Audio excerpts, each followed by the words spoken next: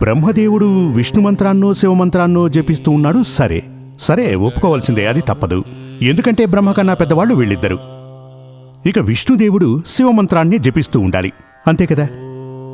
ఆయన మంత్రాన్ని జపించాలి, ఎందుకంటే ఆయన కంటే పెద్దవాడు మహాశివుడు. కాని మహాదేవుడు ఎవరిని జపిస్తున్నాడు అని నారదునికి సందేహం వచ్చింది. తన మంత్రాన్ని తానే జపించుకోవడం అసాధ్యం. శివుడు శివమంత్రాన్ని ఎలాగూ జపం చేయడుగా. విష్ణు మంత్రం జపించే అవకాశం లేదు, బ్రహ్మమంత్రం ఎలాగూ జపించడు. మరి ఇది ఎవరి మంత్రం? శివునికన్నా పైనున్నవారెవరు? అంతవరకు కూడా నారద మహర్షి ఏమనుకుంటూ వచ్చాడు అంటే బ్రహ్మ విష్ణు మహేశ్వరుడు వారికంటే గొప్పవారు ఇంకెవరూ లేరు అనుకుంటూ వచ్చాడు. మరి ఎవరి జపం చేస్తున్నట్టు అని కైలాసంలో ఓ పక్కన ఆలోచిస్తూ కూర్చున్నాడు. అలా ఆలోచిస్తూ నిరీక్షిస్తున్నాడు. అలా చాలా కాలం గడిచిపోయింది. ఆ తరువాత మహాదేవుడు ధ్యానం నుంచి జపం నుంచి బయటకు వచ్చాడు. నారద, ఏం కావాలి? నీ రాకకు కారణమేమిటి అని అడిగాడు.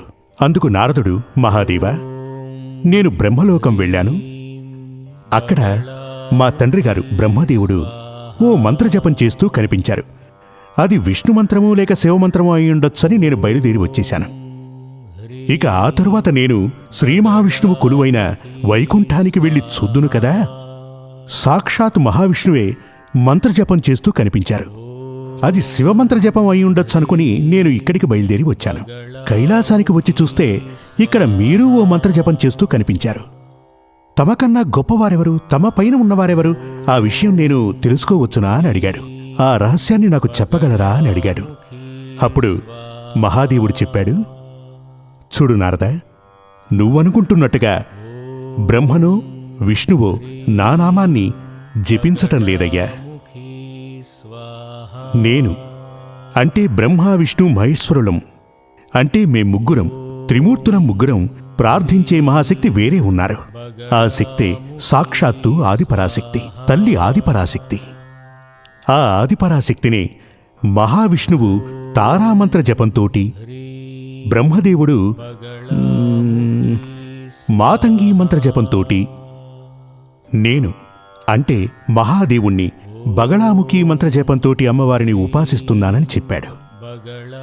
ఆ తల్లి శక్తి గనక లేకపోతే, ఆ తల్లి కరుణాకటాక్షాలు లేకపోతే, ఆ తల్లి అనుగ్రహమే లేకపోతే మేం ముగ్గురం జడ పదార్థాలం.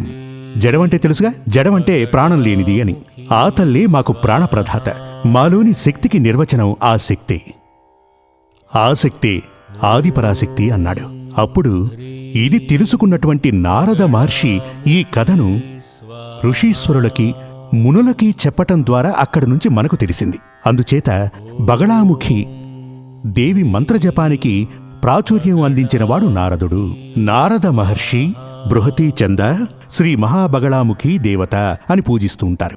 ఓం హ్రీం బగళాముఖీ వరదే సర్వసౌభాగ్యప్రదాయిని సమస్త భక్తానాం సర్వాభీష్టం సాధయ సాధయ హ్రీం ఓం స్వాహ. జై జగన్మాత బగళాముఖీదేవి. జై జగత్మాత బగళాముఖీదేవి. జై జగత్మాత బగళాముఖీదేవి.